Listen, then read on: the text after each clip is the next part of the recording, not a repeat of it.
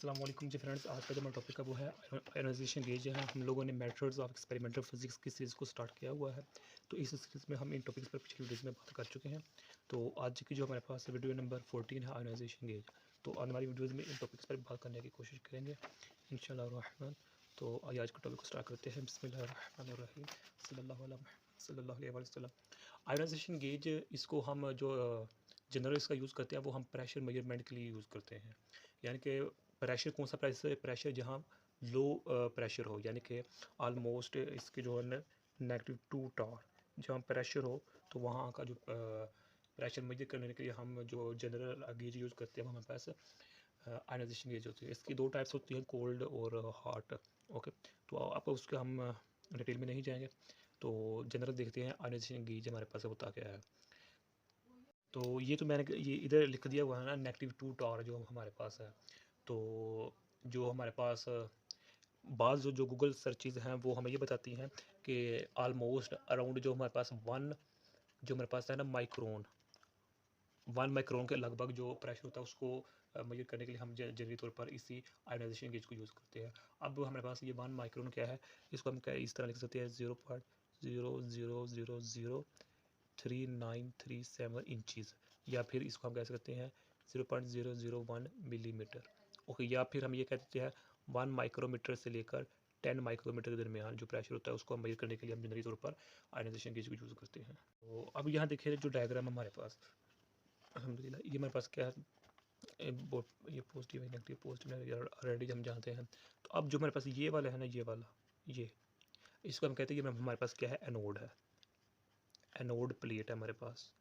Okay, तो जो हमारे पास ये होता है ये वाला, इसको हम कहते हैं हमारे पास हीटेड कैथोड है ये हमारे पास। और जो हमारे पास ये स्पेसिंग होती है इसको हम कहते हैं हमारे पास क्या है, ग्रिड है।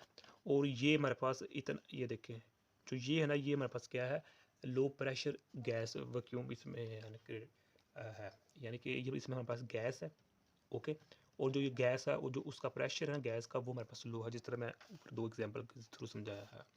ओके, तो ये मेरे पास इस तरह का प्रोसीजर होता है। अब यहाँ देखिए इधर भी मेरे पास पॉजिटिव है, इधर इधर मेरे पास क्या नेगेटिव है। तो अब अगर हम बात करें, इसके 3 पार्ट्स हैं मेन। एक हीटेड फिलामेंट है, ओके, तो जो कि यानी कि इलेक्ट्रॉन को फर्निश करता है। एक ग्रिड है हमारे पास, ओके, और एक हमारे पास एनोड है। डन हो गया। तो अगर बात की जाए जो हमारे पास अल्लाह भला करे, जो हमारे पास ग्रिड है, जो ग्रिड है इसको हम 100 से लेकर जो 350 350 वोल्टेज, जो पॉजिटिव वोल्टेज उसके दरमियान इसका रखते हैं, इसको रखते हैं ग्रिड का पोटेंशियल रखते हैं। जो मेरे पास एनोड होता है इसका जो हमारे पास पोटेंशियल होता है वो नेगेटिव में होता है, और 2 से लेकर 50 वोल्ट पोटेंशियल वोल्ट के अराउंड होता है। और जो मेरे पास ग्रिड होता है ना, ये बिहेव करता है एज अ इलेक्ट्रॉन कलेक्टर। और जो हमारे पास एनोड है वो बिहेव करता है as a positive ion collector. वो किस तरह, वो अभी हम देखते हैं। तो अब इसमें ये हमारे पास क्या है कि जो यहाँ से जो हीटेड कैथोड है, यहाँ से इलेक्ट्रॉन्स निकलेंगे। क्योंकि इलेक्ट्रॉन्स पर क्या होगा, हमारे पास नेगेटिव चार्ज होगा, तो वो गैस पार्टिकल के साथ भी टकराएंगे, तो वो हमारे पास पॉजिटिव आयंस भी बनेंगे और फर्दर नेगेटिव आयंस भी बनेंगे।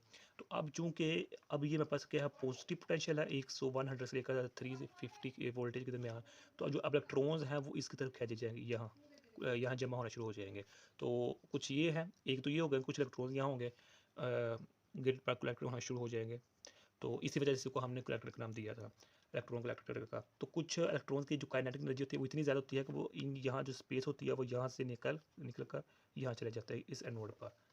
ओके, तो जो हमारे पास ग्रिड है, ये वाला जो हमारे पास ग्रिड है, इसमें जो ये इलेक्ट्रॉन्स कैप्चर करता है ये ग्रिड, उसकी वजह से करंट प्रोड्यूस होता है जिसको हम आई कहते हैं।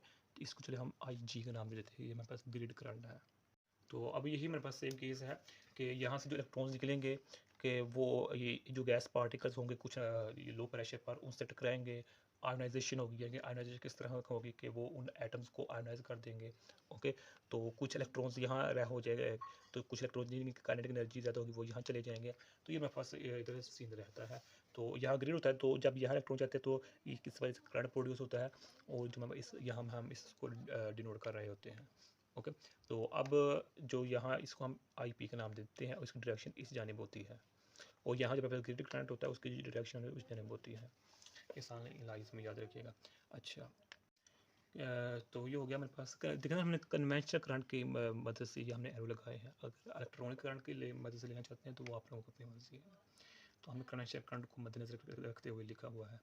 तो अब जो हमारे पास इधर आई जी करंट प्रोड्यूस होगा, ये दो वजहों से जैसे होगा कि जो कलेक्टिव नेगेटिव आइंस होंगे ग्रिड पर, उसकी वजह से। और दूसरी बात ये है कि जो ये ग्रिड होगा ये इलेक्ट्रॉन्स को खींचेगा, इधर से भी, इधर से भी, इधर से भी, जिस पर हमारे पास ग्रिड करंट प्रोड्यूस होता है।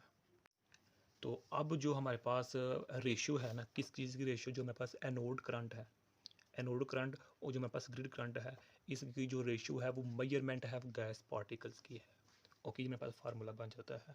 तो अब इस फार्मूले को हम इस तरह लिख सकते हैं, P is equal to 1/K IP/IG। अब जो मेरे पास ये K क्या है, ये मेरे पास सेंसिटिविटी ऑफ गेज है, या इसकी बात हम ऐसे भी लिखा होता है।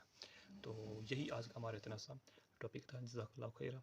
अस्सलाम वालेकुम वरहमतुल्लाहि वबरकातुहू।